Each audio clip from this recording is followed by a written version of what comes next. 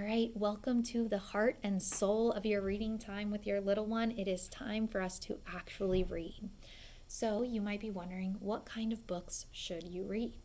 Now, for the purpose of this lesson, we're going to do decodable readers. Decodable readers are a text that is written specifically for learners who are learning how to read. They have certain sounds that they're going to focus on, and they're going to see them a lot so that your little one gets to practice that over and over again. In my kit, I've included Bob books. These have been around forever. They have stood the test of time, and I use this with my little one because they were at Goodwill. Guys, look, the box is ripped off. They're everywhere. They're at your local libraries. They're going to be physically in my kit. And what I love about these is they only start with a few sounds. So your child, if they can remember these 4 sounds, they can read a whole book. And I think that's great. You can also go to your library and you're looking for anything that focuses on sounds. So like here, this one's the sounds of Long I. What we are not looking for is something called a leveled reader.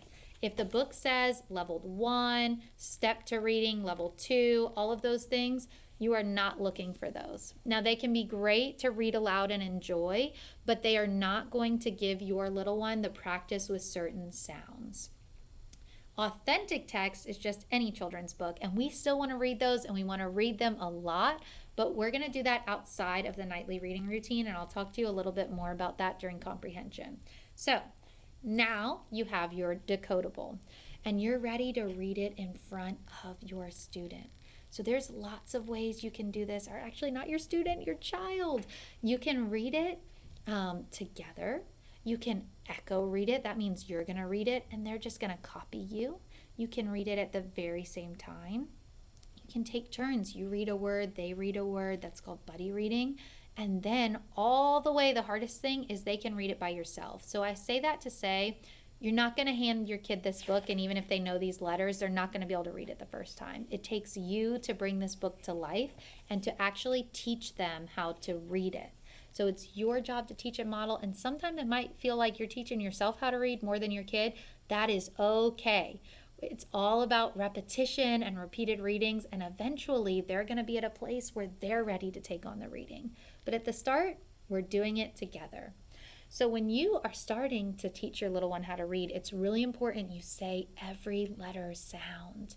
And then we blend together, and then we're going to reread it. So it sounds something like this. At, mat, at, sat, mat, sat. And now your little one might read it. And I would encourage them, let's say each sound. Mat, mat, sat, mat, sat. And you're doing it together. You're going to read this whole book, but even if you're doing most of the reading, that is okay. And if they can't read this book yet all the way on an independent level, guess what you're going to read again tomorrow? Mat, sat. And we're going to read it again and again until they're at a point where they love it.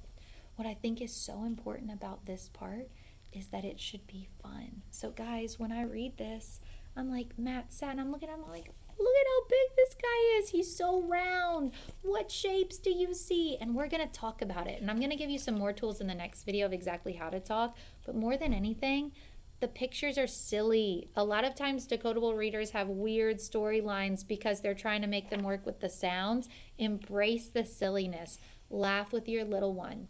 If they're having a hard time sitting still, maybe we just take it one page at a time, and that is okay.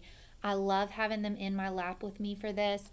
We really point to the words, to the words, but also to each individual letter as we go, and we drag it underneath. So every single letter and drag it underneath. If they start to get really stuck, now this is a very beginning reader, so it's not going to have a lot of things, but we have some strategies. Now what you never want to do is you never want to tell them to look at the pictures, because that builds a kid who is reliant on that, and the pictures won't always be there, and also they don't always fit. But you can use a few different strategies. Like one thing I do is I'll cover up part of the word, and I'll just focus on that, and it kind of makes it less intimidating for them, right? And then we can put it together, like with the word into. I might cover up the to, we just read in, then cover up the in, we just read to, and then we can put it together. You might also want to try flipping sounds because a lot of letters make more than one sound. So if I'm reading has, and my little one might say h, ass, has. Let's try the other sound of s. H, as, has, and just going over more sounds with them. And you guys, you can get back out what you've done if they're stuck and reteach them. Oh, you're stuck on the letter D. Let's look at our card. This is the letter D. It can be used to spell the sound d, d. And I'm giving it back to them. I'm teaching them if they're ever stuck. And you can also just stretch those sounds nice and slow for them until they're able to blend it together. So remember, when you're reading with your little one, even if it feels like you're doing most of the reading, you're doing it right as long as you and them are having fun together. And there'll be lots of books. And again, you're not moving on until you're ready and they're ready to read it all by themselves.